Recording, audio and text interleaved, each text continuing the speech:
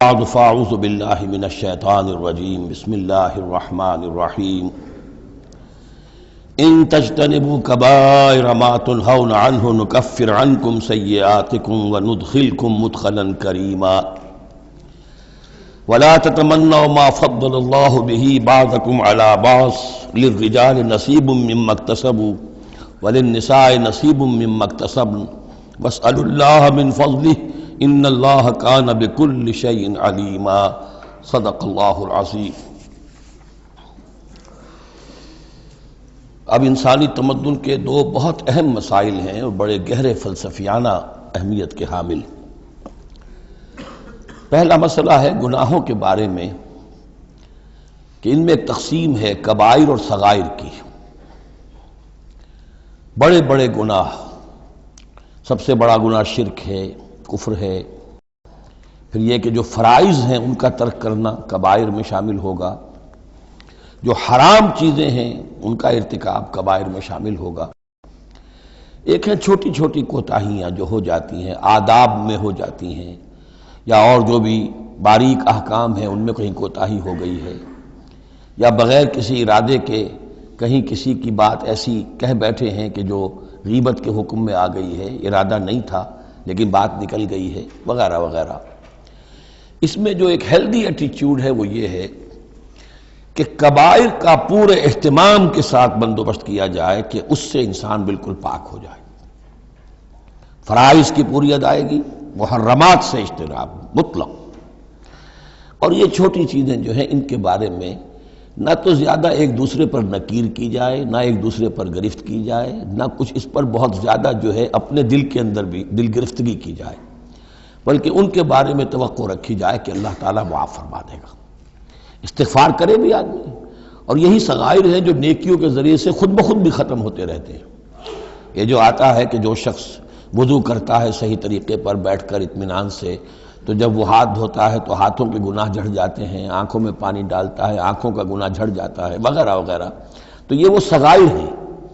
ان الحسنات یذہبن السیئات، یہ نیکیاں جو ہیں ان بدیوں کو دور کر دیتی ہیں۔ کبائر معاف نہیں ہوتے اس سے۔ نیکیوں سے جن گناہوں کی معافی کا از خود اعلان ہے قرآن میں، وہ کبائر نہیں صغائر ہیں۔ کبائر توبہ کے بغیر وہ نہیں بخشے جا سکتے، توبہ کرنی ہوگی۔ اور جو اکبر الکبائر ہے شرک، اس کے بارے میں تو 2 مرتبہ اس صورت میں آئے گا، ان اللہ لا یغفر ان یشرک بہ ویغفر ما دون ذلک لمن یشاء، وہ ہم پڑھیں گے بعد میں۔ لیکن ایک پرورٹڈ قسم کی مذہبی شخصیت ہوتی ہے، مذہبی مزاج، پرورٹڈ، مست شدہ۔ جو کبائر ہیں وہ تو ہو رہے ہیں، سود خوری ہو رہی ہے، جو کچھ ہو رہا ہے حرام خوری ہو رہی ہے، چھوٹی چھوٹی باتوں پر نکیر ہو رہی ہے، یہ پائنچا تمہارا نیچے کیوں چلا گیا ہے، اس کے اوپر ساری گرفت ہو رہی ہے، یہ کیا ہو گیا ہے، تمہاری داڑھی جو ہے شرعی نہیں ہے، اس کے اوپر گرفت ہو رہی ہے۔ یہ چیزیں جو ہیں دس از پرورشن، یہ مذہب کو بس کر دینے والی بات ہے۔ قرآن مجید میں اس معاملے کو 3 جگہ پر نقل کیا گیا ہے کہ یہ فلسفہ جو ہے کہ چھوٹی چیزوں کے بارے میں درگزر سے بھی کام لو، اور یہ کہ بہت زیادہ متفکر بھی نہ ہو، سینس آف پروپورشن ہونا چاہیے۔ ان تجتنبوا کبائر ما تنہون عنہ، اگر تم اجتناب کرتے رہو گے ان بڑے بڑے گناہوں سے جن سے کہ تمہیں روکا جا رہا ہے، نکفر عنکم سیئاتکم، تمہاری چھوٹی برائیوں کو ہم خود ہی دھوتے رہیں گے، پاک کرتے رہیں گے، صاف کرتے رہیں گے۔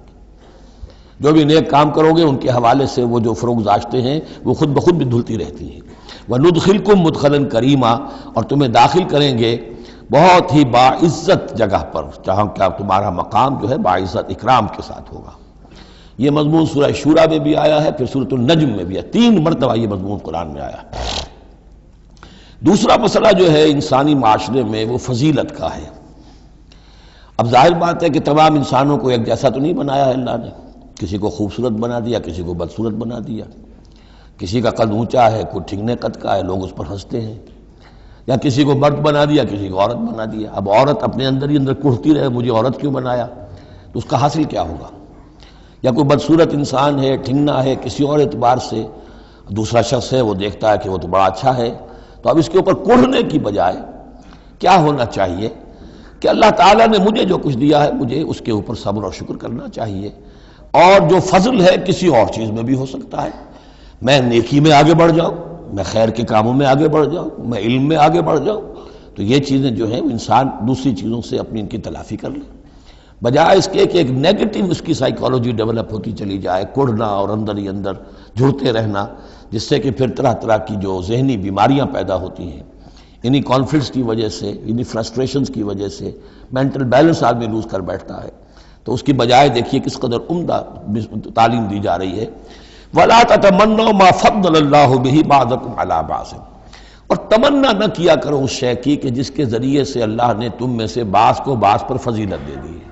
اب اللہ کی دی ہوئی فضیلت ہے، اس میں آپ تمنا کریں، اور دوسری طرف یہ کہ اس میں حسرت ہو جائے۔ اب اس میں خاص طور پر جو مسئلہ ہے انسانوں میں، جو آج کا سب سے بڑا مسئلہ ہے دنیا میں، جیسا کہ میں نے بتایا ایکسپلائٹ کیا جا رہا ہے، مساوات مرد و زن۔ اب یہ بھی ایک فضیلت ہے، کسی کو اللہ نے مرد بنایا، کسی کو عورت بنایا۔ اب پہلی بات یہ بتائی جا رہی ہے للرجال نصیب مما اکتسبوا، مردوں کے لیے حصہ ہے اس میں سے کہ جو وہ کمائیں گے، وللنساء نصیب مما اکتسبن، اور عورتوں کے لیے حصہ ہے اس میں سے جو وہ کمائیں گی۔ یعنی جہاں تک نیکیوں کا معاملہ ہے، بدیوں کا معاملہ ہے، خیرات کا معاملہ ہے، حسنات کا معاملہ ہے یا سیئات کا معاملہ ہے، اس میں بالکل ایکویلٹی ہے۔ مرد نے نیکی کمائی اس کے لیے، عورت نے نیکی کمائی اس کے لیے، اس میں برابری ہے۔ عورت نیکی میں مرد سے آگے نکل جائے، اتنے مرد ہوں گے کروڑوں کہ جو رش کریں گے حضرت خدیجہ کی کے مقام پر، کہ جو ان کا نمایاں ہوگا قیامت کے دن، یا حضرت عائشہ یا حضرت فاطمہ کا مقام، تو وہ عورتیں تھیں اور مرد ہوں گے بڑے بڑے، لیکن یہ کہ ان کی خاک کو بھی نہیں پہنچ سکیں گے۔ تو یہ ہے کہ اس میں تسلیم کرے آدمی، تسلیم و رضا، کہ جو بھی اللہ نے مجھے بنا دیا اور مجھے دیا ہے، اب مجھے اس میں بہتر سے بہتر کرنا ہے۔ یہ میرا شاکلہ تو اللہ کی طرف سے آ گیا ہے، کل یعمل علی شاکلتہ، اور جو ہم پڑھ چکے سورہ بقرہ میں کہ لا یکلف اللہ نفسا الا وسعہا، وسع جو ہے وہ اللہ نے بنا دی ہے۔ تو اب اس آیت کو بھی غلط کوٹ کیا جاتا ہے کمائی کے لیے، کہ عورتیں بھی کما سکتی ہیں، دیکھیے لکھا ہوا نصیب مما اکتسب، ان کے لیے حصہ ہے اس کمائی میں سے جو انہوں نے کیا۔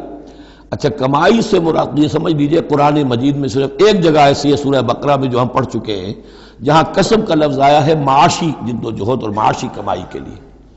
باقی پورے قرآن میں کسب آتا ہے اعمال کے لیے، کسب حسنات، کسب سیئات، بدیاں کمانا، بھلائیاں کمانا، کسب اس کے لیے۔ اور دلیل اس کی یہاں کیا ہے، مما اکتسبنا نصیب، اگر تو ایک عورت نے کمائی کی ہے، تنخواہ 10,000 کی ہے، تو 10,000 میں سے 2,000 تو نہیں ملے گا اسے، باقی 8,000 شارٹ نہیں جائے گا، تو نصیب مما اکتسب نہیں ہے وہ۔ تو اگر کسی کے واقعی کوئی کام کرتی ہے خاتون، اگر کوئی اس میں حرام پہلو نہیں ہے، پیشہ جو ہے وہ بھی شریفانہ ہے، اس میں جو بھی آداب ہیں پردے کے، سطر کے، حجاب کے، وہ بھی ملحوظ رکھے ہوئے، ٹھیک ہے، تو جو کمائی اس کی پوری اس کی ہوگی، اس کا حصہ تو نہیں ہوگا۔ اعمال میں البتہ آیا ہے کہ اعمال میں جو ہے مختلف اعمال کے مراتب ہوتے ہیں، کتنا خلوص نیت کتنا تھا، آداب کتنے ملحوظ رکھے، یہ ہم سورہ بقرہ میں حج کے ذکر میں بھی پڑھ چکے ہیں کہ ان لوگوں کے لیے بھی نصیب مما کسبوا، جو انہوں نے کمایا ہوگا اس میں سے حصہ ملے گا۔ تو یہاں پر یہ نیکی اور بدیوں کا تذکرہ ہے، یعنی جہاں تک مورل لیول ہے اس میں عورت اور مرد برابر ہیں، ہیومن ڈگنیٹی، ہیومن آنر اس میں برابر ہے، مورل لا برابر ہے۔ لیکن یہ ہے کہ باقی جو معاشرتی ذمہ داریاں ہیں اور ان کے حوالے سے جو تقسیم کار اللہ نے رکھی ہے، اس کے اعتبار سے فرق ہے۔ اب اس فرق کے ساتھ اگر عورت ریکنسائل نہ کرے اور اس پر کڑتی رہے اور مرد کے بالکل برابر ہونے کی کوشش کرے، تو فساد کا سارا معاملہ جو ہے اس معاشرے کا، وہ فساد کے نظر ہو جائے گا۔ وَاسْأَلُوا اللَّهَ مِنْ فَضْلِهِ، اور اللہ سے اس کا فضل تلاش کرو۔ اے اللہ تو نے مجھے اس معاملے میں کم رکھ دیا ہے، اے اللہ مجھے اس معاملے کے اندر تو مجھے ہمت دے، میں ترقی کروں۔ تو اللہ تعالیٰ بہت سے لوگوں کو کسی اور پہلو سے نمایاں کر دیتا ہے۔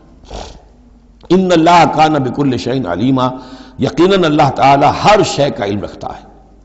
وَلِكُلٍّ جَعَلْنَا مَوَالِيَ مِمَّا تَرَكَ الْوَالِدَانِ وَالْأَقْرَبُونَ، اب آخر میں پھر ایک مرتبہ جو ہے قانون وراثت کی اہمیت کو دیکھیے، اور ہر ایک کے لیے ہم نے مقرر کر دیے ہیں حصے وراثت میں جو بھی چھوڑتے ہیں والدین یا رشتہ دار۔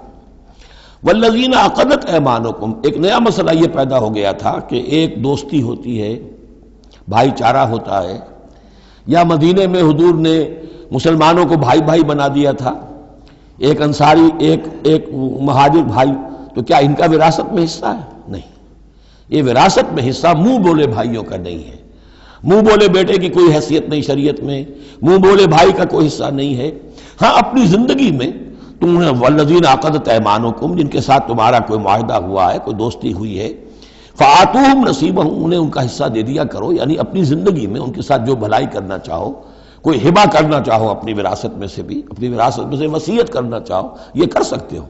لیکن جو کہ قانون وراثت میں طے ہو گیا ہے، لا وصیت لوارث، پھر وارث کے لیے کوئی وصیت بھی نہیں، اور وہ یہ کہ بہرحال وراثت میں حقدار کوئی اور نہیں ہوگا سوائے اس کے کہ جس کو اللہ نے مقرر کر دیا ہے۔ ان اللہ کان علی کل شیء شہیدا، یقیناً اللہ تعالی ہر چیز پر گواہ ہے۔ اب آئی ہے وہ آیت، اصل میں کانٹے دار آیت جو ہے، جو عورتوں کے حلق سے بہت مشکل سے اترتی ہے، کانٹا بن کر اٹک جاتی ہے۔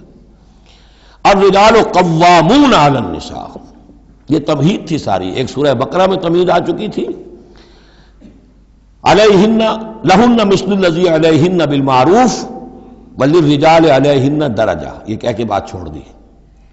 آگے آئے لا تتمنوا ما فضل اللہ بعضهم علی بعض، اور مزید اس کے لیے ذہنی جو ہے تیاری کر دی۔ اب آ رہی ہے وہ چیز جو چبھنے والی چیز ہے۔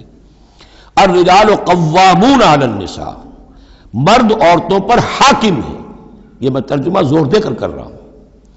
یہ قامہ جو ہے، قامہ جب علا کے ساتھ آئے گا تو کچھ اور معنی ہوں گے، قامہ بے کے ساتھ آئے گا کچھ اور معنی ہوں گے۔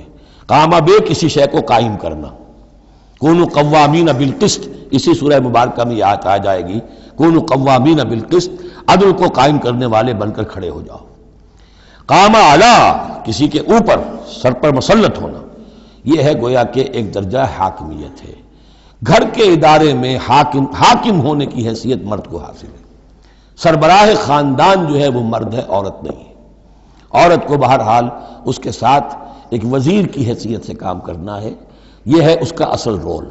اسی لیے میں بیان کر چکا ہوں کہ وہ جو نسیان کا معاملہ تھا، اللہ تعالیٰ نے اس کے اندر چونکہ یہ سیکنڈ رول پلے کرنا ہے اسے یقیناً اس کے جذبات کو تو زیادہ ٹھیس پہنچنے کا امکان رہے گا۔ آدمی کو، ہر انسان، مرد بھی چاہتا ہے میری بات چلے، عورت چاہتی ہے میری بات چلے۔ اب آخر کار کس کی بات چلے گی؟ یا تو دونوں کسی طریقے سے کسی مسئلے میں متفق ہو جائیں، اور عورت جو ہے بیوی اپنے شوہر کو دلیل سے، اپیل سے جس طرح قائل کر لے تو معاملہ ٹھیک ہو گیا۔ اب اگر نہیں ہو رہا معاملہ تو اب کس کی رائے چلے گی؟ مرد کی رائے چلے گی۔ تو کس کو اس سے ایک صدمہ پہنچے گا؟ عورت کو پہنچے گا۔ لیکن اس صدمے کا ہی جو ہے انفلوئنس، اس کو کم کرنے کے لیے سیفٹی والو، نسیان کا مادہ اللہ تعالیٰ نے عورت میں زیادہ رکھ دیا۔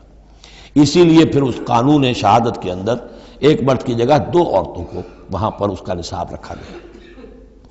الرجال قوامون علی النساء بما فضل اللہ بعضهم علی بعض۔ اب یہ دوسری بات ہے کہ اگر وہ شوہر حاکم ہو کر ظلم کرتا ہے، ان کے حق ادا نہیں کرتا ہے، تو اللہ کے ہاں بڑی سخت پکڑ ہوگی۔ یہ تو دوسری بات ہے بالکل۔ لیکن یہ کہ جو قانون ہے اسلام کا وہ یہی ہے کہ یہ اختیار دیا گیا، اب آپ اس اختیار کا غلط استعمال کر رہے ہیں، آپ اس کو ظلم کا ذریعہ بنا رہے ہیں، تو اس کی سزا اللہ تعالیٰ کے ہاں آپ کو مل جائے گی۔ بما فضل اللہ بعضهم علی بعض، بسبب اس فضیلت کے جو اللہ نے بعض کو بعض پر دی ہے، وبما انفقوا من اموالہم، اور بسبب اس کے کہ جو وہ خرچ کرتے ہیں اپنے مال۔ اب دیکھیے یہ خرچ کرنے کا معاملہ اسلام میں شادی سے شروع ہو گیا۔ شادی مرد کی بھی ضرورت ہے، عورت کی بھی ضرورت ہے، لیکن مرد مہر دیتا ہے، عورت مہر وصول کرتی ہے۔ تو جو خرچ کرنے والا ہے اب اس کی ایک حیثیت دوسری ہو گئی۔ پھر گھر میں اس کا نان نفقہ پورا جو ہے، اس کا خرچہ، اس کی ذمہ داری، اس کو سپورٹ کرنا شوہر کے اوپر ہے، تو اب وہ مال خرچ کر رہے ہیں۔ بما انفقوا من اموالہم، فالصالحات، تو نیک بیویاں کون ہیں؟ جو کہ ایک یوں سمجھیے قرآن کے نزدیک ایک عورت کا جو اچھا کردار ہونا چاہیے، ایک خاتون خانہ کی جو بہترین روش ہونی چاہیے، وہ یہاں 3 الفاظ میں آئی ہے۔ فالصالحات، نیک بیویاں قانتات، ایک تو فرما بردار ہوتی ہیں، شوہروں کی فرما بردار۔ حافظات للغیب، غیب میں حفاظت کرنے والیاں، یعنی ظاہر بات ہے کہ مال ہے کسی کا تو گھر میں ہے، وہ تو کام پہ چلا گیا ہے، اب وہ کس کی حفاظت میں ہے؟ بیوی کی حفاظت میں ہے۔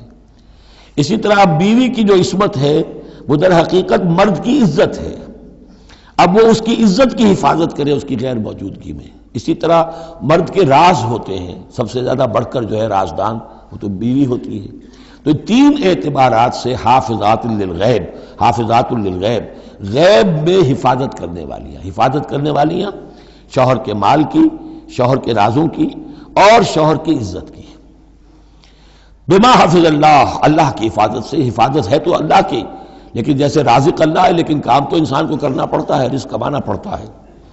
واللاتی تخافون نشوزہن، اور وہ خواتین کے جن کے بارے میں تمہیں اندیشہ ہو جائے ان کے اندر سرکشی کا، ضد ہے، ہٹ درمی ہے، بات نہیں مان رہی ہیں، اپنی بات منوانی ہے، کسی نہ کسی طریقے سے گھر کی فضا خراب کی ہوئی ہے، یہ ہے نشوز۔ ذہناً تسلیم نہ کرنا کہ میری حیثیت جو ہے وہ بہرحال شوہر کے تابع دار کی ہے، اس کو اگر تسلیم نہیں کریں گے تو ظاہر بات ہے فرکشن ہوگی، اور فرکشن جو ہے اس کے نتیجے کے اندر وہ گھر کے اندر جو ہے وہ ایک فساد پیدا ہوگا۔ واللاتی تخافون نشوزہن فعظوہن، تو ان کو پہلے تو نصیحت کرو، واہجروہن فی المضاجع، دوسرے تنبیہ کے طور پر ان سے تعلق اپنے بستر علیحدہ کر لو، اور ان کے ساتھ وہ تعلق ذل و شو جو ہے کچھ عرصے کے لیے بند کر دو۔ وَاضْرِبُوهُنَّ، اس پر بھی ٹھیک نہ ہو تو انہیں مارنے کی بھی اجازت ہے۔ اس میں حضور نے جو روکا ہے وہ یہ ہے کہ چہرے پر نہ مارا جائے، اور کوئی ایسی مار نہ ہو جس کا مستقل نشان جسم پر پڑے۔ اب یہ چیزیں اللہ کا کلام ہے، اس کے اندر جو ہے کوئی ہمارے لیے کوئی جھجک نہیں ہے، معاشرتی زندگی کو ٹھیک رکھنے کے لیے اس کی ضرورت پیش آئے تو وہ بھی کرنی ہوتی ہے۔ فَإِنْ أَطَعْنَكُمْ، پھر اگر وہ تمہاری اطاعت کریں، فَلَا تَبْغُوا عَلَيْهِنَّ سَبِيلًا، تو اب ان پر خام خواہ کی زیادتی کرنا، پچھلے غصے نکالنا، بار بار جو ہے وہ اپنے غصے کا اظہار کرنا، یہ بھی ٹھیک نہیں ہے۔ ان اللہ کان علیٰ کبیرا، یقیناً اللہ تعالیٰ بہت بلند ہے، بہت بڑا ہے۔ وَإِنْ خِفْتُمْ شِقَاقَ بَيْنِهِمَا، اور اگر تمہیں یہ اندیشہ ہو گیا ہو کہ ان میں تو اب زدم زدہ ہو گئی ہے اور یہ اب ساتھ اب چلنا ان کا مشکل ہے، شوہر میں بیوی میں مزاجوں کا اختلاف ہے اور اس کی وجہ سے کوئی زدم زدہ، عورت بھی اکڑ گئی ہے، مرد بھی اکڑا ہوا ہے، تو اب ٹھیک ہے کیا کریں ہم؟ تو اس میں ایک کوشش کرنے کا حکم دیا پہلے، فَبَعْثُوا حَكَمًا مِّنْ أَهْلِهِ وَحَكَمًا مِّنْ أَهْلِهَا، تو ایک حکم مقرر کرو ثالث، لڑکے والوں میں سے، شوہر والوں میں سے، شوہر کے خاندان میں سے، اور ایک حکم جو ہے اس عورت یا لڑکی کے خاندان والوں میں سے۔ ان یریدا اصلاحا، اگر وہ دونوں چاہیں گے اصلاح، یوفق اللہ بینہما، اللہ تعالیٰ ان کے مابین موافقت پیدا کر دے گا۔ لیکن ان یریدا میں مراد دونوں ہو سکتے ہیں، یعنی ایک تو یہ کہ اگر واقعتاً شوہر اور بیوی جو ہے چاہتے ہیں کہ موافقت ہو جائے، ہوتا ایسا ہے کسی وقت جو ہے وہ نفسیاتی گرہ ایسی بن جاتی ہے کہ وہ بھی چاہتا ہے کہ معاملہ درست ہو جائے اور وہ بھی چاہتی ہے کہ درست ہو جائے، لیکن اب یہ کہ اب اس میں گرہ ایسی پڑ گئی ہے، مقطع میں آ پڑی ہے سکون دسترانہ بات، کہ اب اس میں کسی طریقے سے مسئلہ حل نہیں ہو رہا، تو حکمین آ جائیں گے تو وہ بات کو گرہ کھولیں گے، ادھر سے کچھ سنیں گے، ادھر سے سنیں گے، کچھ اس کی وضاحت ہوگی، ادھر کی وضاحت ہوگی تو ہو جائے گا۔ اور ایک یہ بھی ہو سکتا ہے کہ اس سے مراد حکمین ہو، کہ اگر حکمین پوری سی کوشش کریں گے تو اللہ تعالیٰ ان کے مابین موافقت پیدا کر سکتا ہے۔ میرا رجحان پہلی رائے کی طرف زیادہ ہے۔ ان اللہ کان علیما خبیرا، یقیناً اللہ تعالیٰ بہت علیم اور خبیر ہے۔ اب جیسا کہ اس سے پہلے بھی سورہ بقرہ میں بھی جو اہل کتاب کے ساتھ بنی اسرائیل کے ساتھ میثاق لیا گیا تھا، تو اس میں جو چیزیں آئی تھیں وہ یوں سمجھیے امہات شریعہ، دین کی بنیادیں کیا تھیں۔ ہم نے معاہدہ لیا تھا اللہ کے ساتھ شرک نہیں کرو گے، والدین کے ساتھ نیک احسان کرو گے، قرابت داروں کے ساتھ وغیرہ وغیرہ۔ اب یہ دوسرا مقام آ رہا ہے کہ شریعت کے اندر کیا چیزوں ہیں جو اہم تر ہیں، جن کو سامنے رکھنا چاہیے معاشرتی سطح پر۔ سب سے پہلی بات وَاعْبُدُوا اللَّهَ وَلَا تُشْرِكُوا بِهِ شَيْئًا، پہلا حق اللہ کا ہے، اللہ کی بندگی اور پرستش کرو، اس کے ساتھ کسی کو شریک نہ ٹھہراؤ۔ نمبر 2 وَبِالْوَالِدَيْنِ احسانا، یہ 4 مقامات قرآن میں ہیں جہاں اللہ کے حق کے فوراً بعد والدین کے حق کا تذکرہ ہے۔ والدین کے ساتھ حسن سلوک، یہ بھی ہمارے ہاں کے خاندانی نظام کے لیے بہت اہم بنیاد ہے کہ والدین کے ساتھ ان کا ادب ہو، ان کی خدمت ہو، ان کے ساتھ حسن سلوک ہو، ان کے سامنے آواز پست رکھی جائے۔ بڑی تفصیل سے سورہ بنی اسرائیل میں یہ بات آئے گی، لیکن یہ کہ یہ ہمارے معاشرے میں خاندان کے استحکام کی یہ بھی ایک بہت اہم بنیاد ہے۔ وَبِذِي الْقُرْبَىٰ، قرابت داروں کے ساتھ، وَالْيَتَامَىٰ وَالْمَسَاكِينِ، اور یتیموں کے ساتھ اور مسکینوں کے ساتھ، وَالْجَارِ ذِي الْقُرْبَىٰ، اور وہ ہمسایہ جو قرابت دار بھی ہو۔ پہلے عام طور پر محلے ایسے ہی ہوتے تھے، ایک ہی قبیلہ ایک جگہ رہ رہا ہے، رشتہ داری بھی ہے، ہمسائے بھی ہے۔ وَالْجَارِ الْجُنُبِ، اور اجنبی ہمسایہ بھی ہو سکتا ہے، جیسے آج کل شہروں میں ہوتے ہیں ہمسائے اجنبی ہوتے ہیں۔ وَالصَّاحِبِ بِالْجَنبِ، اور ایک عارضی قسم کی بھی ہمسائیگی ہوتی ہے کہ جو آپ کے برابر بیٹھا ہوا ہے، آپ بس میں بیٹھے ہیں، آپ کے برابر بیٹھا ہوا، یہ بھی آپ کا ہمسایہ ہے، جو کسی بھی اعتبار سے آپ کے ساتھ ہے، آپ کے پاس بیٹھنے والا ہے، اس کے ساتھ بھی نیک سلوک، وابن سبیل، اور مسافر کے ساتھ نیک سلوک، وما ملکت ایمانکم، اور جو بھی تمہارے لونڈی غلام ہیں، جو تمہاری ملک یمین ہیں، ان کے ساتھ بھی نیک سلوک۔ ان اللہ لا یحب من کان مختالا فخورا، اللہ کو بالکل پسند نہیں ہے وہ لوگ کہ جو مختال ہیں، شیخی خوڑے اور اکڑنے والے، فخر کرنے والے، اکڑ کرنے والے۔ الذین یبخلون ویامرون الناس بالبخل، جن میں یہ شیخی خوری ہوتی ہے، اکڑ ہوتی ہے، پھر وہ بخیل بھی ہوتے ہیں، اس لیے کہ عام طور پر تو انہیں اپنا جو تکبر ہوتا ہے وہ دولت کے برابر ہوتا ہے، انہیں معلوم ہے ہمارے پاس دولت ہے، تو ظاہر بات ہے دولت اگر وہ خرچ کر دیں گے اور دولت جو ہے نہیں رہے گی تو عزت نہیں رہے گی۔ جو کہ بخل کرتے ہیں وہ یامرون الناس بالبخل، اور لوگوں کو بھی نیکی بخل کا حکم دیتے ہیں، کیونکہ جب لوگ دیکھتے ہیں کہ یہ لوگ ذرا خرچے کے اندر کمی کرتے ہیں تو انہیں اندیشہ ہوتا ہے کہ یہ ہمیں ملامت کریں گے، تم بڑے بخیل ہو، تو اس سے پہلے ہی کیوں نہ کہو بابا یہ اس طرح نہ کیا کرو، تم خام کا پیسے اڑاتے ہو، کچھ نہ کچھ بچا کے رکھا کرو اور وقت پہ کام آئے گا، تو بجائے اس کے کہ آپ کو کوئی ڈیفنس لینا پڑے پہلے ہی آفنس لیجئے۔ تو یامرون الناس بالبخل، وہ لوگوں کو بھی بخلی کا مشورہ دیتے ہیں کہ عقل کے ناخن لو۔ وَيَكْتُمُونَ مَا آتَاهُمُ اللَّهُ مِنْ فَضْلِهِ، اور وہ چھپاتے ہیں اس کو جو اللہ نے انہیں اپنے فضل میں سے دیا ہے۔ دولت ظاہر ہوگی تو کوئی سائل سوال کر بیٹھے گا، یعنی اچھا مسکین صورت بنائے رکھو کہ ان کے اوپر تو شاید خود 2 وقت کے فاقے ہیں، اب ان سے میں کیا ان کے سامنے ہاتھ دراز کروں۔ وَأَعْتَدْنَا لِلْكَافِرِينَ عَذَابًا مُهِينًا، اور ایسے کافروں کے لیے ہم نے بڑا اہانت آمیز عذاب تیار کر رکھا ہے۔ وَالَّذِينَ يُنْفِقُونَ أَمْوَالَهُمْ رِئَاءَ النَّاسِ، اور اس سے بھی آگے بڑھ کر وہ لوگ ہیں برائی کے اندر، شناعت کے اندر، کہ جو خرچ کرتے ہیں مال لوگوں کو دکھاوے کے لیے۔ وَلَا يُؤْمِنُونَ بِاللَّهِ وَلَا بِالْيَوْمِ الْآخِرِ، اور وہ حقیقت میں ایمان نہیں رکھتے نہ اللہ پر نہ یوم آخر پر۔ وَمَن يَكُنِ الشَّيْطَانُ لَهُ قَرِينًا فَسَاءَ قَرِينًا، تو ایسے لوگ گویا کہ شیطان کے ساتھی ہیں، تو جن کا ساتھی شیطان ہو گیا ہو تو وہ تو بہت ہی برا ساتھی ہے۔ ماذا وماذا علیہم، کیا ہو جاتا ان پر، کیا قیامت ٹوٹ پڑتی ان پر۔ لو آمنوا باللہ والیوم الآخر، اگر وہ ایمان ہی لے آتے سچے دل سے، صدق دل سے اللہ پر اور یوم آخر پر۔ وانفقوا مما رزقہم اللہ، اور خرچ کرتے کھلے دل کے ساتھ اس میں سے جو اللہ نے انہیں دیا ہے۔ وکان اللہ بہم علیما، اور اللہ تعالیٰ ان سے اچھی طرح واقف ہے۔ ان اللہ لا یظلم مثقال ذرۃ، یقیناً اللہ تعالیٰ کسی پر ذرے کے برابر بھی، ذرے کے ہم وزن بھی ظلم نہیں کرے گا۔ لا یظلم مثقال ذرۃ وَإِن تَكُ حَسَنَةً يُضَاعِفْهَا، اگر نیکی ہوگی وہ ذرہ عمل کا جو ہے نیکی کا ہے اس سے دگنا کرے گا، بڑھائے گا، بڑھوتری کرے گا۔ وَيُؤْتِ مِن لَّدُنْهُ، نہ صرف اس کو بڑھا کر دے گا واپس بلکہ اور اپنے پاس سے یؤتِ مِن لَّدُنْهُ أَجْرًا عَظِیمًا، خاص اپنے خزانے فضل سے مزید بہت بڑا اجر دے گا۔ اب یہ آیت جو آ رہی ہے، آیت نمبر 41 ہے سورہ مبارکہ کی، یہ بڑی اہم ہے، یہ اس شہادت علی الناس سے متعلق ہے جو سورہ بقرہ میں جو مضمون آیا تھا کہ اے مسلمانوں تمہیں اب شہداء علی الناس بنایا گیا، جیسے کہ نبی تم پر شہید تھے یا نبی نے تم پر شہادت دی ہے۔ نبی قیامت کے دن کھڑے ہو کر کہیں گے اے اللہ میرے پاس جو دین آیا تھا میں نے انہیں پہنچا دیا تھا، اب یہ ذمہ دار ہیں، they are responsible for their attitude and conduct. تو یہ بات تمہیں کہنی ہے قیامت کے دن کھڑے ہو کے، اے اللہ ہم نے اپنے زمانے کے لوگوں تک تیرا دین پہنچا دیا تھا، اب اس کے بعد جو بھی طرز عمل ہے یہ جواب دیں۔ ایسا نہ ہو کہ الٹا وہ ہمارے اوپر مقدمہ کرے کہ اللہ ان بدبختوں نے ہمیں نہیں پہنچایا، یہ خزانے کے سانپ بن کر بیٹھے رہے۔ تو یہ تو ایک رخ ہے اس کا، لیکن یہ کہ جس کے ذمے یہ ڈیوٹی لگ گئی ہو، واقعہ یہ ہے کہ اس کے لیے تو ایک بہت بھاری یوں سمجھیے کہ بوجھ ہے اس پر۔ اب اس کا جو ہے نقشہ کھینچا جا رہا ہے قیامت کے دن کیا ہوگا۔ فَكَيْفَ إِذَا جِئْنَا مِن كُلِّ أُمَّةٍ بِشَهِيدٍ، تو کیا ہوگا اس دن، کیا صورتحال ہوگی جس دن کے ہم ہر امت میں سے ایک شہید کھڑا کریں گے۔ کون؟ ان کا نبی اور رسول جس نے ان کو دعوت پہنچا دی۔ وَجِئْنَا بِكَ عَلَىٰ هَٰؤُلَاءِ شَهِيدًا، اور اے نبی آپ کو ہم لائیں گے ان پر گواہ بنا کر، یعنی آپ کو کھڑے ہو کر کہنا ہوگا، جس کو کہ ہمارے تصور میں کہتے ہیں، ہمارے اصطلاح میں پروزیکیوشن وٹنس۔ عدالت خداوندی کا پروزیکیوشن وٹنس کون ہے؟ نمبر 1 پروزیکیوٹر کون ہے؟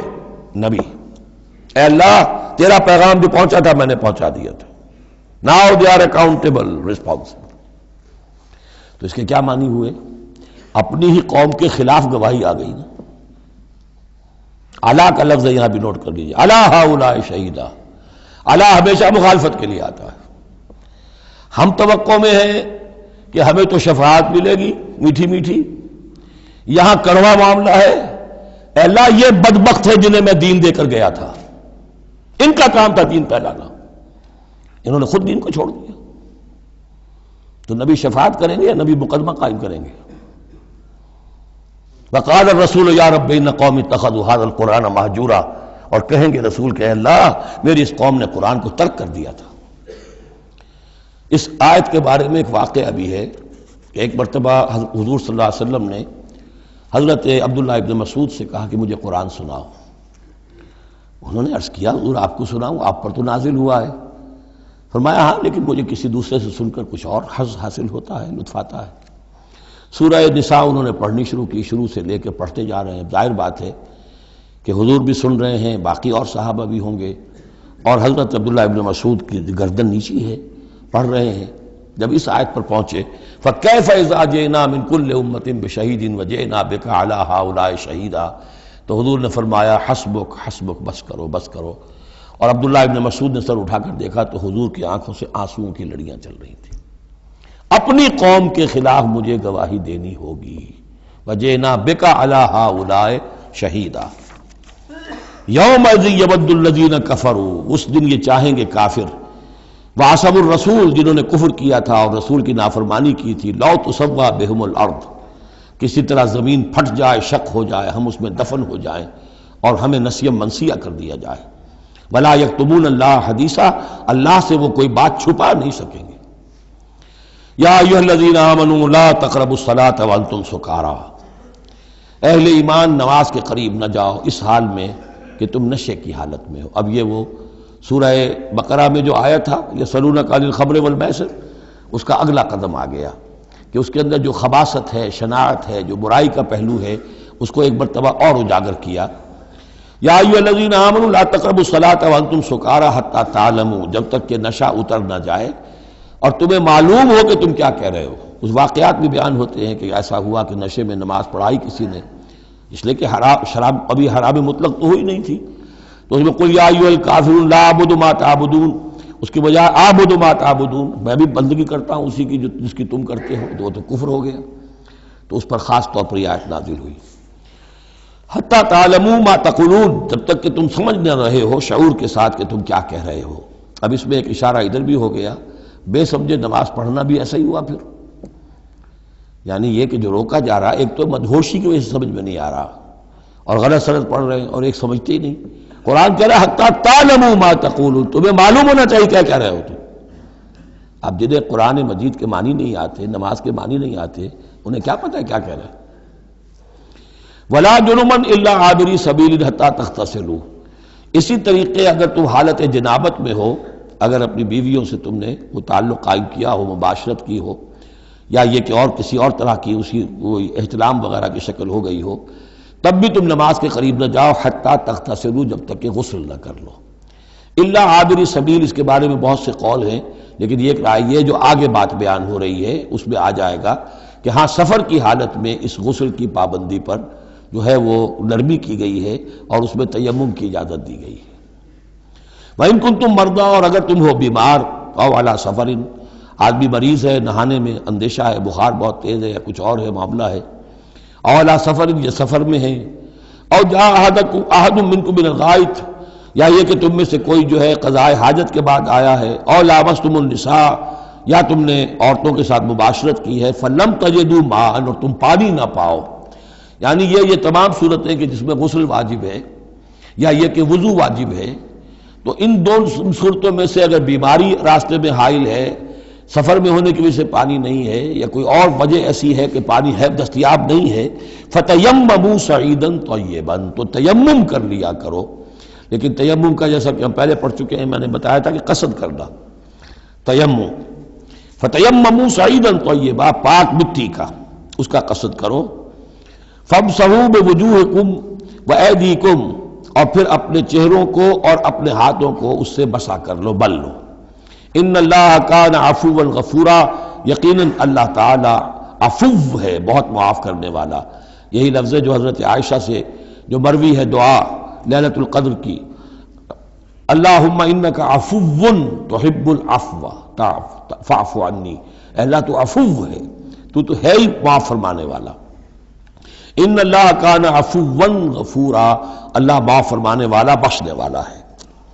اب یہاں تک تو یہ سلسلہ آپ نے دیکھ لیا، 43 آیات ہیں کہ جن میں وہی انداز ہے سورہ بقرہ کے، شریعت کے احکام مختلف گوشوں میں مختلف پہلوؤں سے، عبادات کے ضمن میں تیمم آ گیا، اسی طریقے سے وراثت کا قانون آ گیا، اور جو جنسی انارکی ہے معاشرے میں نہ پیدا ہونے پائے، ڈسپلن ہو، ضبط نفس ہو، ایک ستھرا معاشرہ ہو، اچھا ایک خاندانی نظام ہو، اس کے لیے کیا احکام ہیں وغیرہ وغیرہ۔ اب یہاں تھوڑا سا خطاب آ رہا ہے بہت مختصر اہل کتاب کے بارے میں۔ الم تر الی الذین اوتوا نصیبا من الکتاب، کیا تم نے دیکھا نہیں ان لوگوں کی جانب جنہیں حساب کتاب میں سے ایک حصہ دیا گیا تھا۔ والکتاب ایک حقیقت ہے جس میں سے ایک حصہ آیا تھا جس کا نام تورات تھا، اسی میں سے ایک حصہ اور آیا وہ انجیل ہے، اور پھر وہ کتاب ہر اعتبار سے قابل ہو کر نازل ہوئی قرآن کی شکل میں۔ یشترون الضلالۃ ویریدون ان تضلوا السبیل، وہ گمراہی خریدتے ہیں اور چاہتے ہیں کہ تم بھی گمراہ ہو جاؤ۔ یہ جیسے مشرکین مکہ کیا کرتے تھے کہ لوگ قرآن نہ سنیں تو کوئی گانے والی کوئی لے آیا تھا کہیں سے، تاکہ لوگ جو ہیں اس کے گانے سننے کے اندر ہی لگے رہیں اور حضور کی بات سنے کوئی نہ۔ اسی طریقے سے یہ مدینے کے اندر بھی اس قسم کے معاملات جو ہیں، یہ یہودی جو ہیں اس قسم کے، جو ہمارے ہاں یہ میچز ہو رہے ہیں اور معلوم ہوتا ہے کہ ٹی وی پر گویا کہ دنیا کی اہم ترین شے جو ہے وہ کرکٹ ہے اور ٹینس ہے اور وہ وہاں کی جو اور گیمز ہیں، اور پاگل ہوئی ہے دنیا اس کے اوپر، پاگل۔ اور شیطان کو چاہیے کیا؟ حقائق کی طرف نگاہ ہی نہ ہو، زندگی کس لیے ہے، جینا کاہے کے لیے ہے، موت ہے تو اس کے بعد کیا ہونا ہے، سوچنے کی ضرورت ہی نہ ہو۔ یا حیوان کیا کما رہا ہے یا کھا رہا ہے، اور یا پھر یہ اس طرح کے لہو و لعب کے اندر زندگی گزار رہا ہے۔ اللہ اللہ اور خیر صلی اللہ۔ تو جو خریدتے ہیں گمراہی، اس کے لیے بڑے بڑے نظام ہیں، بڑے بڑے ان لوگوں کے لیے جو ہیں انعامات ہوتے ہیں، آدمی کے ہوش ٹھکانے آ جاتے ہیں کہ ان پلیئرز کو کیا کیا کچھ ملتا ہے۔ وَيُرِيدُونَ أَن تَضِلُّوا السَّبِيلَ، وہ یہ چاہتے ہیں کہ تمہیں سیدھے راستے سے راہ حق کر دیں۔ وَاللَّهُ أَعْلَمُ بِأَعْدَائِكُمْ، اللہ تمہارے دشمنوں سے خوب واقف ہے۔ وَكَفَى بِاللَّهِ وَلِيًّا، اور وہ کافی ہے تمہارے ولی اور پشت پناہ ہونے کی حیثیت سے، لیکن ظاہر بات ہے کہ تم اس کا کہنا مانو گے تب نا۔ وَكَفَى بِاللَّهِ نَصِيرًا، اور مددگار ہونے کے اعتبار سے بھی وہ کافی ہے۔ مِنَ الَّذِينَ هَادُوا يُحَرِّفُونَ الْكَلِمَ عَن مَّوَاضِعِهِ، ان یہودیوں میں سے ہی وہ لوگ ہیں کہ جو کلام کو اس کے اصل مقام سے پھیرتے ہیں۔ وَيَقُولُونَ سَمِعْنَا وَعَصَيْنَا، یہ ہم پڑھ چکے ہیں، کہتے ہیں ہم نے سنا اور ہم نے نہیں مانا۔ بظاہر یہ کہ سمعنا وَأَطَعْنَا کہہ رہے ہیں، حقیقت میں سمعنا وَعَصَيْنَا۔ وَاسْمَعْ غَيْرَ مُسْمَعٍ، اور وہ حضور سے یہ بھی کہتے تھے گستاخ ذرا سنیے، نہ سنا جائے، نہ سنے، یہ چپکے سے کہہ دیا کہ ہمیں کوئی آپ کو سنانا بھی مطلوب نہیں ہے خاص۔ وَاسْمَعْ غَيْرَ مُسْمَعٍ وَرَاعِنًا لَيًّا بِأَلْسِنَتِهِمْ، اور رائنا کو رائینا کہہ دیا ہے ہمارے چرواہے، بِأَلْسِنَتِهِمْ اپنی لین اپنی زبانوں کو موڑ کر، وَطَعْنًا فِي الدِّينِ، اور دین میں طعن کرنے کے لیے، عیب لگانے کے لیے۔ وَلَوْ أَنَّهُمْ قَالُوا، اگر وہ یہ کہتے سمعنا وَأَطَعْنَا، ہم نے سنا اور مانا، وَاسْمَعْ وَانظُرْنَا، اور آپ ہماری بھی بات ذرا سن لیجئے اور ذرا ہمیں مہلت دیجئے، لَكَانَ خَيْرًا لَهُمْ وَأَقْوَمَ، یہ ان کے لیے کہیں بہتر ہوتا اور بہت درست اور سیدھی بات ہوتی۔ وَلَكِنْ لَعَنَهُمُ اللَّهُ بِكُفْرِهِمْ، لیکن اللہ نے تو ان کے کفر کی وجہ سے ان پر لعنت کر دی ہے۔ فَلَا يُؤْمِنُونَ إِلَّا قَلِيلًا، تو اب وہ ایمان لانے والے نہیں ہیں مگر شاذ کوئی۔ یا ایھا الذین اوتوا الکتاب آمنوا بما نزلنا مصدقا لما معکم، اب یہاں پر اس لعنت و ملامت کے ساتھ ہی وہ دعوت بھی ہے۔ یہاں پہ جو چیزیں ملی ہوئی ہیں جیسے کہ ہم نے دیکھا سورہ بقرہ اور آل عمران میں وہ علیحدہ علیحدہ مقامات تھے۔ اے وہ لوگوں جنہیں کتاب دی گئی تھی، اوتوا الکتاب آمنوا بما نزلنا، ایمان لاؤ اس پر کہ جو ہم نے نازل کیا ہے، مصدقا لما معکم، اس جو کہ تصدیق کرتے ہوئے آیا ہے اس کی جو تمہارے پاس ہے۔ من قبل ان نطمس وجوہا، اس سے پہلے کہ ہم چہروں کو مٹا دیں۔ اس کا مطلب کیا ہے کہ چہروں پر جو نشان ہیں کوئی ایک ہاتھ پھرے کہ کوئی نشان باقی نہ، اسپاٹ ہو جائے۔ فنردها علی ادبارها، اور پھر ان کو ان کی پیٹھوں کی طرف موڑ دیں، چہرہ پیچھے اور گدی سامنے. جیسے کہ اصحاب سبت کے ساتھ ان کو بندر بنا دیا یا انہیں خنزیر کی شکل بنا دی. تو فرمایا اور نلعنہم کما لعنا اصحاب السبت، یا ہم ان پر وہ لعنت کر دیں جو اصحاب سبت پر ہم نے کی تھی. یہ تفصیل آئے گی سورہ اعراف میں، لیکن واقعہ اجمالاً جو ہے سورہ بقرہ میں آ چکا ہے. وَكَانَ أَمْرُ اللَّهِ مَفْعُولًا، تو اس سے پہلے تم ایمان لے آؤ، ورنہ اللہ کا معاملہ جو ہے وہ تو ہو کر رہنا ہے. ان اللہ لا یغفر ان یشرک بہ، پہلی مرتبہ بھی آیت یہاں آ گئی. یقیناً اللہ اسے ہرگز نہیں بخشے گا کہ اس کے ساتھ شرک کیا جائے. وَيَغْفِرُ مَا دُونَ ذَلِكَ لِمَن یشاء، ہاں اس سے کم تر جو کچھ ہوگا جس کے لیے چاہے گا بخش دے گا. یہ بھی کھلا لائسنس نہیں ہے کہ آپ سمجھے باقی سب گناہ معاف ہو ہی جائیں گے، لیکن اس کی امید دلائی ہے کہ اللہ تعالیٰ باقی تمام گناہوں کے بغیر توبہ کے بھی معاف کرنے کا ایک امکان دے رہا ہے، لیکن یہ شرک جو ہے اس کے معاف ہونے کا کوئی امکان نہیں. وَمَن يُشْرِكْ بِاللَّهِ فَقَدِ افْتَرَىٰ اسْمًا عَظِيمًا، اور جو اللہ تعالیٰ کے ساتھ شرک کرتا ہے اس نے تو بہت بڑا طوفان باندھا ہے. اللہ تو ایک اللہ ہے، اس کے ساتھ جس کا بھی آپ تذکرہ کرتے ہیں جھوٹ ہے، افتراء ہے، بہتان ہے، اور اس کے سوا کچھ نہیں. أَلَمْ تَرَ إِلَى الَّذِينَ يُزَكُّونَ أَنفُسَهُم، کیا تم نے دیکھا نہیں ان لوگوں کو جو اپنے آپ کو بہت اعلیٰ سمجھتے ہیں، پاک سمجھتے ہیں. یہ وہی جو فلسفہ میں بیان کر چکا ہوں کہ یہ یہودی سمجھتے ہیں کہ we are the chosen people of the lord. سورہ مائدہ میں آ جائے گا نحن ابناء اللہ واحباؤہ، ہم تو اللہ کے بیٹوں کی طرح ہیں، بلکہ اس کے بہت ہی چہیتے ہیں، لاڈلے. اور دوسرے جو ہے گوئمز اور جینٹائلز، یہ تو دیکھنے میں انسان نظر آتے ہیں، حقیقت میں حیوان ہیں، گندے لوگ ہیں. ان کو تو جس طرح کھاؤ، لوٹو، گسوٹو، ان کو جس طریقے سے دھوکہ دو، ان کو بائی ہوک بائی کروک جو بھی ان سے استحصال ہو، جس طرح بھی کر سکو کرو.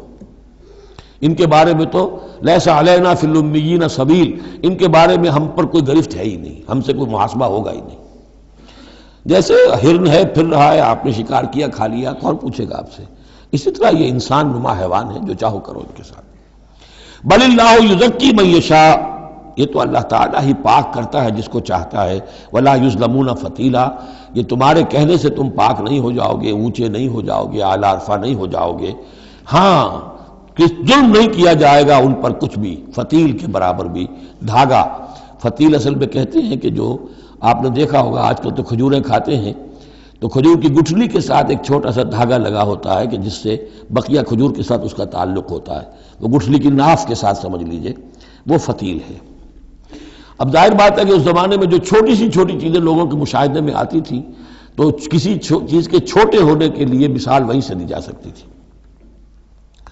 انظر کیف یفترون علی اللہ الکذب، دیکھو کیسے یہ لوگ اللہ پر جھوٹ باندھ رہے ہیں. وکفی بہ اسما مبینا، اور یہی گناہ کافی ہے، یعنی ان کی گرفت کے لیے اور ان کے عذاب دینے کے لیے یہی ایک بات کافی ہے جو انہوں نے گھڑ لی ہے.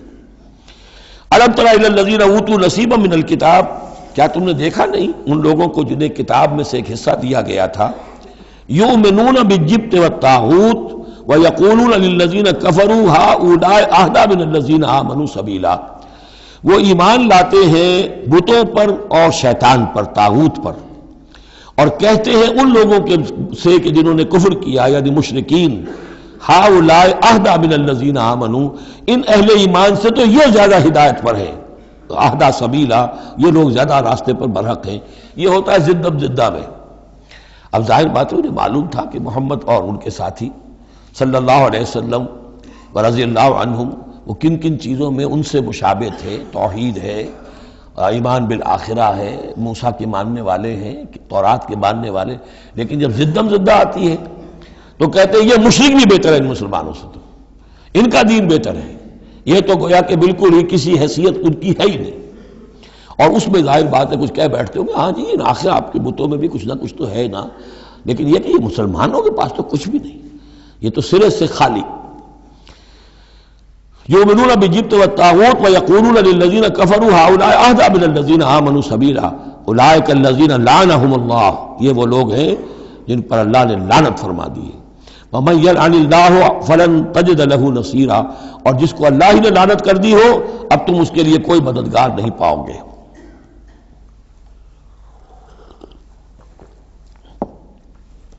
ام لہم نصیب من الملک، کیا ان کا کوئی حصہ ہے اختیار میں، بادشاہت میں؟ یعنی جو تقسیم کر لی ہے کہ یہ سب کچھ ہمارے لیے ہے، باقی انسان جو ہیں وہ گوئمز ہیں، جنٹائلز ہیں، یہ کس اختیار سے کیا؟ ان کے پاس اختیار ہے یہ انسانوں میں یہ تقسیم اور تفریق؟ ام لہم نصیب من الملک، بادشاہی جو ہے، مالک الملک اللہ ہے، کیا انہوں نے کوئی اختیار ان کو اس سے ملا ہوا ہے ان کے پاس؟ فَإِذَا لَا يُؤْتُونَ النَّاسَ نَقِيرًا، اگر ایسا کہیں ہوتا تو یہ کسی ایک انسان کو تل کے برابر بھی کوئی شے دینے کو تیار نہ ہوتے اگر ان کا اختیار ہوتا۔ ام یحسدون الناس علی ما آتاہم اللہ من فضلہ، کیا یہ حسد کر رہے ہیں لوگوں سے اس پر کہ جو اللہ تعالیٰ نے انہیں اپنے فضل میں سے عطا کر دیا ہے؟ قرآن عطا کر دیا امیین میں، آخری نبی بھیج دیا امیین میں جنہیں حقیر سمجھتے تھے، اب اس پر حسد ہے، اس کی آگ میں جل رہے ہیں۔ ام یحسدون الناس علی ما آتاہم اللہ من فضلہ فقد آتینا آل ابراہیم الکتاب والحکمت وآتیناہم ملکا عظیما، تو ہم نے آل ابراہیم کی نسل کو عطا فرمائی کتاب بھی، حکمت بھی، اور انہیں بہت بڑی حکومتیں بھی دی۔ یعنی تمہیں بھی اگر ملی تھی تو ابراہیم کی نسل ہونے کے ناطے سے ملی تھی، کتاب ملی، تورات ملی، انجیل ملی، تو یہ جو دوسری نسل ہے یہ بھی تو اسی ابراہیم کی نسل ہے۔ وآتینا آل ابراہیم الکتاب والحکمت، ہاں بنی اسرائیل کو کتاب علیحدہ ملی، حکمت علیحدہ ملی، تورات علیحدہ تھی، انجیل علیحدہ تھی، اور یہاں کتاب اور حکمت ایک ہی جگہ پر قرآن میں اللہ نے جمع کر دی ہے بتمام و کمال، اور ایک ہی جگہ پر جمع۔ وآتیناہم ملکا عظیما، تو جیسے ان کو ملک عظیم دیا تھا اب ہم ان مسلمانوں کو اس سے بڑا ملک دیں گے۔ یہ سورہ نور میں مضمون آئے گا، لَيَسْتَخْلِفَنَّهُمْ فِي الْأَرْضِ كَمَا اسْتَخْلَفَ الَّذِينَ مِنْ قَبْلِهِمْ، ہم لازماً ان اہل ایمان کو دنیا میں وہ حکومت اور خلافت عطا کریں گے جیسے پہلوں کو عطا کی تھی۔ فَمِنْهُمْ مَنْ آمَنَ بِهِ وَمِنْهُمْ مَنْ صَدَّ عَنْهُ، تو ان میں سے کوئی وہ بھی ہیں جو ایمان لے آئے ہیں یا لے آئیں گے، جن کے دلوں میں کچھ رمق ہے، اور ان میں وہ بھی ہیں جو رک گئے ہیں، کھڑے رہ گئے ہیں، ہٹ گئے ہیں۔ وَكَفَى بِجَهَنَّمَ سَعِيرًا، اور ایسے لوگوں کے لیے ان کو پھونکنے کے لیے بھڑکتی ہوئی آگ کافی ہے۔ ان الذین کفروا بآیاتنا سوف نصلیہم نارا، یقیناً وہ لوگ جو ہماری آیات کا کفر کریں گے ایک وقت آئے گا کہ ہم نصلیہم نارا، انہیں آگ میں جھونک دیں گے۔ کلما نضجت جلودہم بدلناہم جلودا غیرہا، جب بھی اور جیسے بھی ان کی کھالیں، جلدیں جھلس جائیں گی، جل جائیں گی، ہم انہیں نئی کھالیں دے دیں گے، نئی جلدیں دے دیں گے، لِيَذُوقُوا الْعَذَابَ، تاکہ وہ عذاب کا مزہ چکھتے رہیں۔ اب یہ بھی ایک بہت بڑی میڈیکل حقیقت ہے کہ جو اصل حس ہے پین کی وہ کھال ہی میں ہے، اندر جو ہے چاہے وہ ہمارے مسلز ہیں وہ ان کے اندر جلن کی ہوگی لیکن احساس نہیں ہوگا اس کا۔ اصل جو ہے احساس جلن کا، چٹکی ہے، کوئی اور تکلیف ہے، کانٹا چبھا ہے، اور یہ ساری چیزیں جو بھی ہیں اس کا سارا احساس جو ہے سینسیٹیو جو ہے وہ سکن ہے۔ تو سکن چونکہ ان کے لیے تکلیف کا موجب ہو رہی ہے، سکن جل گئی، اب انہیں نئی سکن دی جائے گی، بدلناہم جلودا غیرہا، اس کے سوا اور کھال دے دی جائے گی تاکہ وہ سوزش مسلسل رہے، وہ جلن کا احساس برقرار رہے، اس میں کمی نہ ہو، لیذوقوا العذاب، تاکہ وہ عذاب کا مزہ چکھتے رہیں۔ ان اللہ کان عزیزا حکیما، یقیناً اللہ تعالیٰ زبردست ہے، کمال حکمت والا۔ والذین آمنوا وعملوا الصالحات، وہی سائملٹینیس کنٹراسٹ، جب جہنمیوں کا تذکرہ ہوا ہے تو اہل جنت کا تذکرہ بھی ہے، اور وہ لوگ جو ایمان لائے اور جنہوں نے نیک عمل کیے، سندخلہم جنات تجری من تحتہا الانہار، ان قریب انہیں ہم داخل کریں گے ان باغات میں جن کے دامن میں ندیاں بہتی ہوں گی، خالدین فیہا ابدا، اور وہ رہیں گے ان میں ہمیشہ ہمیش، لہم فیہا ازواج مطہرۃ، ان کے لیے اس میں ہوں گی بڑی پاک باز بیویاں، وندخلہم، اور ہم انہیں داخل کریں گے ظلا ظلیلا، ایسی ٹھنڈی چھاؤں، گہری چھاؤں کے اندر ہم انہیں داخل کریں گے، ظل اور ظلیل، بہت ہی ٹھنڈی چھاؤں۔ یہاں اب وہ ختم ہوا حصہ کہ جو اہل کتاب کی طرف روح سخن اور خطاب تھا، اب پھر مسلمانوں سے۔ ان اللہ یامرکم ان تؤدوا الامانات الی اہلھا، اور یہ دو تین آیتیں نہایت اہم ہیں قرآن مجید کی، سارا اسلام کا سیاسی، قانونی، دستوری نظام اس میں ہے۔ ان اللہ یامرکم ان تؤدوا الامانات الی اہلھا، پہلی بات تو یہ اللہ تمہیں حکم دیتا ہے کہ امانات سپرد کرو اس کے اہل لوگوں کو، وَإِذَا حَكَمْتُمْ بَيْنَ النَّاسِ أَن تَحْكُمُوا بِالْعَدْلِ، اور جب لوگوں کے درمیان فیصلہ کرو تو عدل سے فیصلہ کرو۔ پہلی بات یہ ہے کہ جو بھی آپ سیاسی نظام بناتے ہیں، انتظام کرتے ہیں، اس میں منصب ہوتے ہیں، منصبوں کی پھر ذمہ داریاں ہوتی ہیں تو اختیارات بھی ہوتی ہیں، اس کو دیکھ کر دینا چاہیے کہ کون اہل ہے۔ یہ کہ برادری کی وجہ سے، رشتہ داری کی وجہ سے، کسی کی دولت کی وجہ سے، کسی کے دھونس کی وجہ سے اگر آپ نے کیا تو خیانت کی ہے، پھر یہ امانت ہے۔ اس امانت کا استعمال صحیح ہونا چاہیے۔ عام معنی میں بھی امانت، جو بھی امانت کسی نے رکھوائی ہے اسے واپس لوٹانی ہے، لیکن یہاں یہ وہ معاشرتی زندگی اور جو بھی ایک اجتماعی زندگی کے جو اہم اصولوں کی حیثیت سے بات آ رہی ہے کہ ان تؤدوا الامانات الی اہلھا، جو بھی اہل ہیں اس کی استطاعت اور اہلیت رکھنے والے۔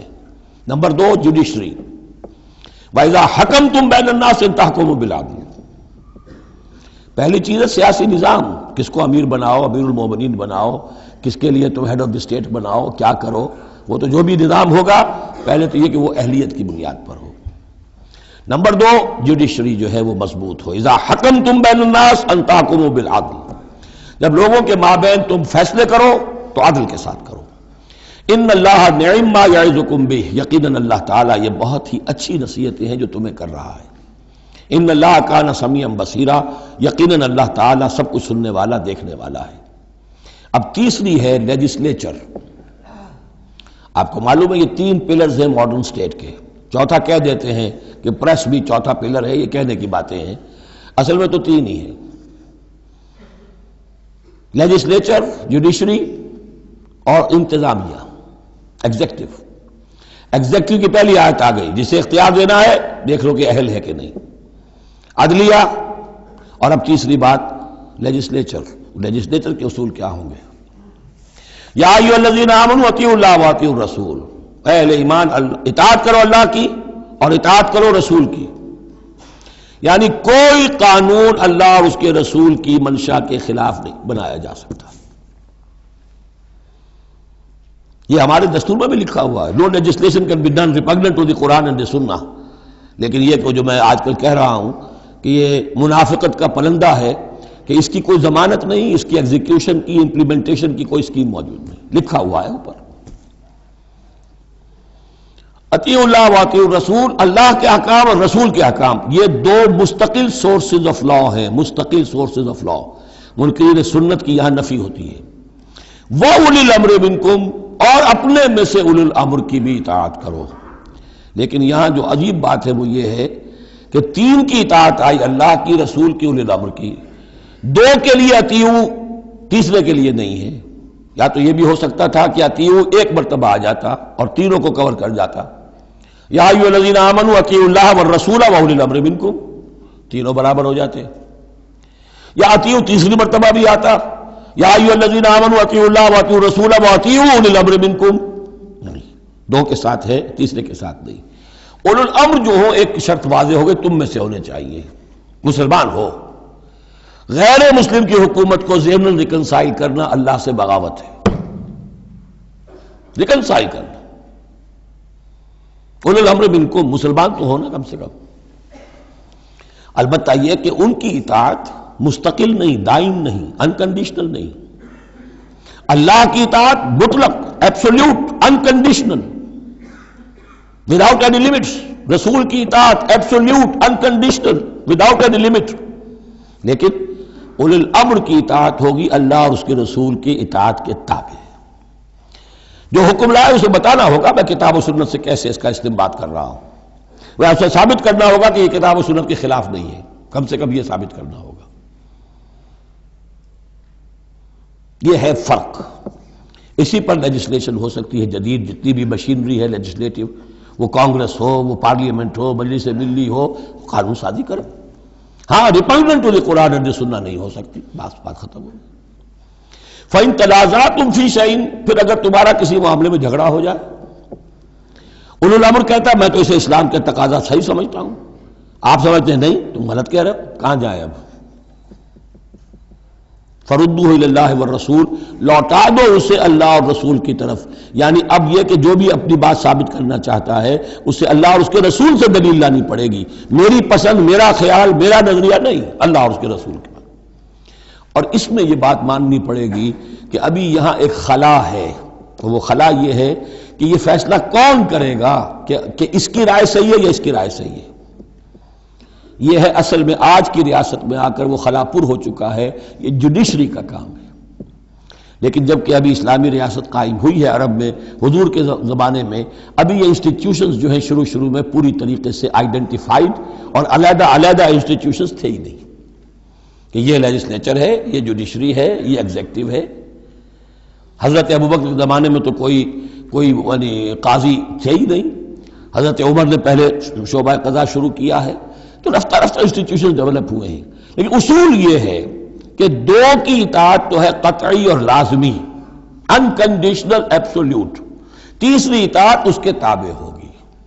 فیصلہ کون کرے گا؟ جدید دور میں اس کا جو انسٹیٹیوشن ہے وہ عدلیہ ہے، وہاں ہر شخص جائے، اپنی دلیل دے، علماء جائیں، عوامی جائیں، جو چاہیں جائیں، سب جو جا کر دلائل دیں، لیکن وہاں سے فیصلہ ہو جائے گا کہ واقعتاً یہ ریپگننٹ ہے یا نہیں۔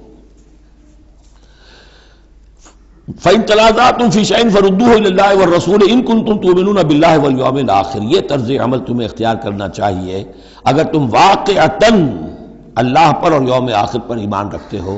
ذَلِكَ خَيْرٌ وَأَحْسَنُ تَأْوِيلًا، یقیناً یہ بہت ہی بہتر بھی ہے اور نتائج کے اعتبار سے بھی بہت ہی مفید ہے۔ أَلَمْ تَرَ إِلَى الَّذِينَ، پھر منافقین کا مسئلہ شروع ہو رہا ہے، اور جیسا کہ میں نے عرض کیا تھا یہ سب سے بڑا حصہ اس سورہ مبارکہ میں منافقین کا ہے۔ أَلَمْ تَرَ إِلَى الَّذِينَ يَزْعُمُونَ أَنَّهُمْ آمَنُوا بِمَا أُنزِلَ إِلَيْكَ وَمَا أُنزِلَ مِن قَبْلِكَ، کیا تم نے غور نہیں کیا ان لوگوں کی طرف جن کا گمان تو یہ ہے اور دعویٰ تو یہ ہے کہ وہ ایمان لے آئے ہیں اس پر بھی کہ جو ہے نبی آپ پر نازل کیا گیا، اور اس پر بھی کہ جو آپ سے پہلے نازل کیا گیا، لیکن کرتے کیا ہیں؟ یریدون یتحاکموا الی الطاغوت، وہ چاہتے یہ ہیں کہ اپنے مقدمات کے فیصلے کروائیں طاغوتوں سے، یعنی ان سے جو اللہ اور اس کے رسول کی اطاعت نہیں کرتے۔ اگلی آیت پہلی جو تھی، جو اللہ اور اس کے رسول کی اطاعت پر کاربند ہو گیا وہ طاغوت سے خارج ہو گیا، جو اللہ اور اس کے رسول کی اطاعت کو قبول نہیں کرتا وہ طاغوت ہے، وہ طغا، وہ اپنے حد سے تجاوز کر گیا۔ تو گویا کہ غیر مسلم جو اللہ اور اس کے رسول کے احکام کا پابند نہیں وہ طاغوت ہے۔ یریدون یتحاکموا الی الطاغوت وقد امروا ان یکفروا بہ، وہ اپنے مقدمات لے کر جاتے ہیں طاغوت کے پاس حالانکہ انہیں حکم دیا گیا ہے کہ ان کا کفر کریں۔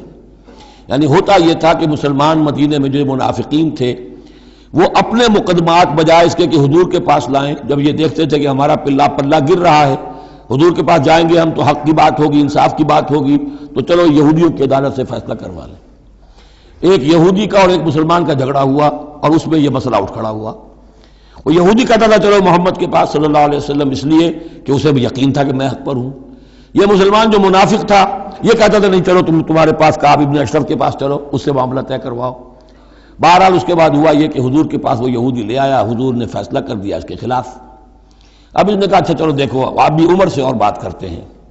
حضرت عمر سے آ کے بات کی، امید کی کہ شاید وہ جب میرا لحاظ زیادہ کریں، میں مسلمان ہوں۔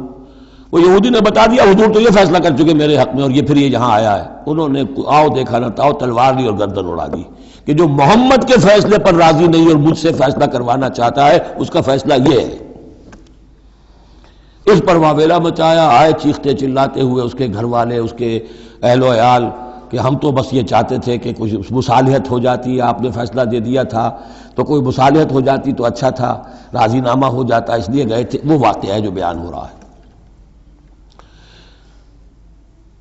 وَيُرِيدُ الشَّيْطَانُ أَن يُضِلَّهُمْ ضَلَالًا بَعِيدًا، اللہ چاہتا ہے اور یہ شیطان چاہتا ہے کہ انہیں گمراہ کر دے، بہت دور کی گمراہی میں ڈال دے۔ وَإِذَا قِيلَ لَهُمْ تَعَالَوْا إِلَىٰ مَا أَنزَلَ اللَّهُ وَإِلَى الرَّسُولِ، اور جب ان سے کہا جاتا ہے کہ آؤ اس چیز کی طرف جو اللہ نے نازل فرمائی، اور آؤ رسول کے پاس چلو، مقدمہ طے کراؤ۔ رَأَيْتَ الْمُنَافِقِينَ يَصُدُّونَ عَنْكَ صُدُودًا، تو اے نبی آپ دیکھتے ہیں کہ یہ منافق رکتے ہیں آپ کے پاس آنے سے، کنی کتراتے ہیں۔ صدا یصدو یہ میں عرض کر چکا ہوں، رکنے کے معنی میں بھی ہے، روکنے کے معنی میں بھی ہے۔ فَكَيْفَ إِذَا أَصَابَتْهُمْ مُصِيبَةٌ بِمَا قَدَّمَتْ أَيْدِيهِمْ، تو پھر کیسے جب کہ ان کے اوپر کوئی مصیبت آ گئی اپنے کرتوت کی وجہ سے۔ اب جب چیختے چلایا ہے عمر نے یہ کر دیا، وہ تو مقدمہ قائم کرنا چاہتے تھے عمر کے خلاف۔ لیکن یہاں یہ ہے کہ فَكَيْفَ إِذَا أَصَابَتْهُم مُّصِيبَةٌ بِمَا قَدَّمَتْ أَيْدِيهِمْ، ان کے اپنے ہاتھوں کے کرتوتوں کی وجہ سے جو مصیبت آ گئی، ثُمَّ جَاءُوكَ، پھر وہ آپ کے پاس آئے، يَحْلِفُونَ بِاللَّهِ، اور اللہ کی قسمیں کھاتے ہوئے آئے، إِنْ أَرَدْنَا إِلَّا إِحْسَانًا وَتَوْفِيقًا، ہم تو احسان بھلائی چاہتے تھے، موافقت چاہتے تھے، راضی نامہ چاہتے تھے، اس لیے عمر کے پاس گئے تھے۔ اولئک الذین یعلم اللہ ما فی قلوبہم، یہ وہ لوگ ہیں کہ جو کچھ ان کے دلوں میں اللہ اسے جانتا ہے۔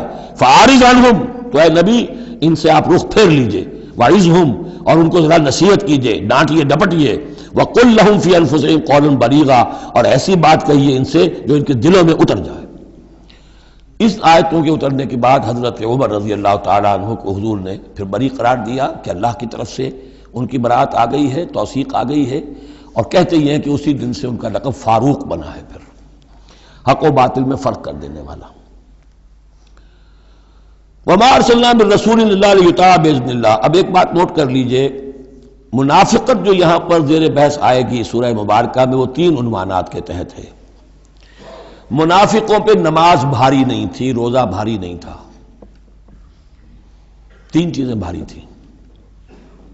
ایک رسول کی اطاعت، اور یہ بڑی نفسیاتی بات ہے، رسول انسان ہے، ہم جو رسول کی اطاعت کرتے ہیں تو رسول ہمارے لیے ایک انسٹیٹیوشن کی حیثیت رکھتے ہیں صلی اللہ علیہ وسلم۔ 2 ہاتھ 2 پاؤں 2 آنکھوں والا رسول ہمارے پاس موجود نہیں ہے، ان کے سامنے انسان موجود تھا، اس کے بھی 2 ہاتھ ہیں، اس کے بھی 2 پاؤں ہیں، اس کی 2 آنکھیں ہیں۔ انسان کی اطاعت کرے یہ بہت مشکل ہے، جیسا کہ جماعتوں میں ہوتا ہے۔ امیر کی اطاعت سے زیادہ بھاری کام کون سا ہے؟ بڑا مشکل کام، اپنی رائے کو پیچھے ڈالیں تو امیر کی رائے پر چلیں۔ ایک تو ان کے جس کے دل میں یقین تھا کہ یہ محمد صلی اللہ علیہ وسلم، یہ محمد ابن عبداللہ تو ہیں جنہیں ہم دیکھ رہے ہیں، لیکن حقیقتاً میں جو ایمان لایا ہوں وہ محمد الرسول اللہ پر لایا ہوں کہ اللہ کے رسول ہیں، تب تو بات ہو جائے۔ لیکن جن کے دلوں میں یہ یقین نہیں تھا یا کمزور تھا، ان کے لیے حضور کی شخصی اطاعت بڑی بھاری تھی، بڑی کٹھن تھی۔ یہ بعض مواقع پر وہ کہتے تھے کہ یہ جو کچھ کہہ رہے ہیں اپنے پاس سے کہہ رہے ہیں، کیوں نہیں سورت نازل ہو جاتی، کیوں نہیں آیت نازل ہو جاتی؟ اور سورہ محمد اسی انداز میں نازل ہوئی ہے کہ پھر اللہ نے کہا اچھا لو پھر یہ آیت ہم نازل کر دیتے ہیں قتال کی۔ وہ یہ کہتے تھے یہ محمد نے خود اپنی طرف سے اقدام کر دیا ہے۔ دوسری چیز جو کٹھن تھی وہ تو کٹھن ہے قتال، اللہ کی راہ میں جنگ کے لیے نکلنا، خطرہ ہے، مرحلہ سخت ہے اور جان عزیز۔ اور تیسری چیز ہجرت۔ اب ہجرت میں منافقین مدینہ نہیں، منافق جو اور تھے گردا گرد کے اور مکے میں جو تھے، ان کا ذکر آئے گا اب آگے۔ گھر بار چھوڑ کر، خاندان والوں کو چھوڑ کر نکل جانا آسان کام نہیں۔ اب سب سے پہلے اطاعت رسول، اس کی کیا اہمیت ہے۔ وما ارسلنا من رسول الا لیطاع باذن اللہ، تو ہم نے نہیں بھیجا کسی رسول کو مگر اس لیے کہ اس کی اطاعت کی جائے اللہ کے حکم سے۔ وَلَوْ أَنَّهُمْ ظَلَمُوا أَنفُسَهُمْ، اور اگر انہوں نے جب اپنے اوپر ظلم کیا تھا، انفسہم جاؤ کا، اگر وہ آتے اے نبی آپ کے پاس، فاستغفر اللہ، اور اللہ سے بھی استغفار کرتے، واستغفر لهم الرسول، اور رسول بھی ان کے لیے استغفار کرتے اللہ سے، وجد اللہ توابا رحیما، تو وہ پاتے کہ اللہ تعالیٰ تو توبہ کا قبول فرمانے والا اور رحیم ہے۔ فلا وربک لا یؤمنون، تو نہیں تیرے رب کی قسم یہ ہرگز مومن نہیں ہو سکتے، حتی یحکموک فیما شجر بینہم، جب تک کہ یہ آپ کو حکم نہ مانے ان تمام معاملات میں جو ان کے مابین پیدا ہو جائیں۔ کوئی چوائس نہیں ہے، جو بھی جھگڑا ہے، جو اختلاف ہے، جو بھی مسئلہ ہے، اس میں آپ کو حکم اگر نہیں مانتے تو تیرے رب کی قسم یہ مومن نہیں ہے۔ یہ انداز دیکھیے، اس کا جلال دیکھیے۔ فلا وربک لا یؤمنون حتی یحکموک فیما شجر بینہم ثم لا یجدوا فی انفسہم حرجا مما قضیت، اور پھر یہ کہ جو فیصلہ آپ کر دیں اس پر اپنے دل میں تنگی محسوس نہ کریں۔ اگر قبول بھی کر لیا لیکن کدورت کے ساتھ کیا، دل میں تنگی کے ساتھ کیا، تب بھی مومن نہیں ہے۔ وَيُسَلِّمُوا تَسْلِيمًا، اور سر تسلیم خم کرے جیسے کہ سر تسلیم خم کرنے کا حق ہے۔ بارک اللہ لی و لکم فی القرآن العظیم ونفعنی وإیاکم بالآیات والذکر الحکیم۔